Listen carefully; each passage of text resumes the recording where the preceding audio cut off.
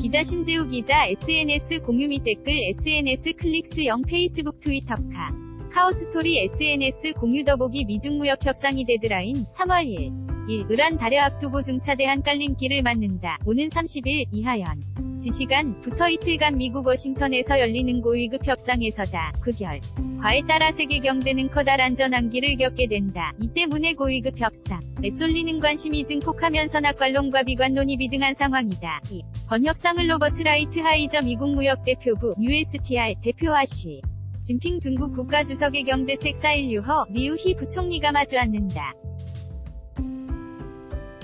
라이트하이저 대표는 중국의 지식재산권 침탈을 비롯한 구조적인 문제에 대해서는 대표적인 강경파여서 미국과 중국이 적당히 양보하고 넘어가 지난일 것으로 전망된다. 류허 리우희 중국 부총리 중앙포토 블룸버그 통신은 이번 장관급 협상을 준비하기 위해 왕셔오원, 왕슈 중국 상무부부부장, 사관, 과랴오민, 리아오민 재정부부부장이 28일 워싱턴에 도착할 예정이며 이번 협상단 A강 중국인민은행장도 포함됐다고 지난 25일 보도했다. 지난주 장관급 협상을 위한 사전 미팅이 취소됐다는 보도에 대해서도 양국이 모두 극구 부인한 바 있다. 미중은 지난 7, 9일 중국 베이징에서 열린 차관급 협상에서 일부 진전을 보았고 협상이 순조롭게 진행되고 있다는 공식 입장을 유지해왔다. 도널드 트럼프 미국 대통령과 스티븐 무누신 재무장관 등이 특히 낙관론을 거듭히려 했다. 로버트 라이트하이저 미국 무역대표부 USTR 대표 TA 중국은 차관급 협상 이후 미국산 제품 수입을 늘리겠다고 밝히는 등무역 불균형 해소를 통해 미국 달래기에 나섰다. 중국은 2024년가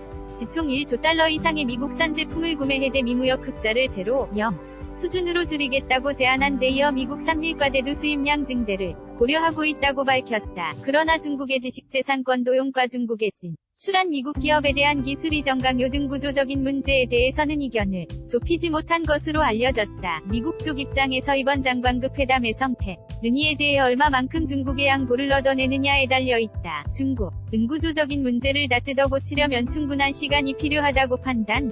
에 대한 대략적인 선언을 도출하고 상세한 내용에 대해서는 얼버무리는 전략을 구사 중이다. 그러나 미국은 데드라인을 충분히 활용해 구조적인 문제와 환율, 구체적인 합의 이행 장치를 마련하려 애쓸 전망이다. 레리 커들로베가 관국가경제위원회 NEC 위원장은 22일 CNBC 방송에 나와 합의 이행이 무역협상의 성공에 절대적으로 중요하다면서 우리가 원하는 건 데드라인과 시간표와 같은 이행장치와 다양한 구조적 문제를 전부 다루는 것이라고 강조했다. 미국 과중국이 오는 31일부터 이틀간 워싱턴에서 장관급 무역협상을 벌인다. 연합뉴스 다만 중국이 워낙 완간하게 버티고 있는 협상이어서 미국이 바라는 수준이 합의에 이르지 못할 것으로 보는 비관론의 무게가 실리고 있다. 뉴욕타임스 NYT는 트럼프 대통령이 주식시장을 떠받치려고 무역 적자만 줄이고 실질적 의미가 없는 합의를 수용할 수도 있다고 라이트하이저 대표가 동료에게 우려를 털어놓았다고 보도했다. 윌버로스 미국 상무부 장관도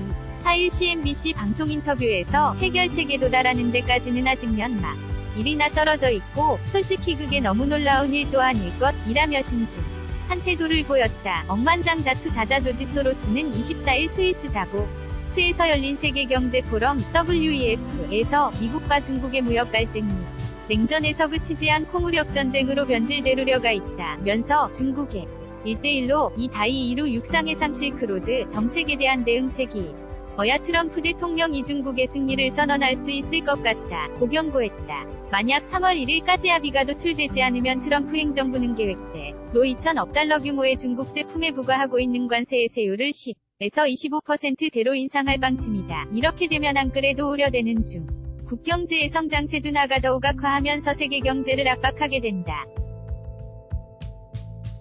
뉴욕는 신재우 특파원 JWSHIM_JOONGANG.co.kr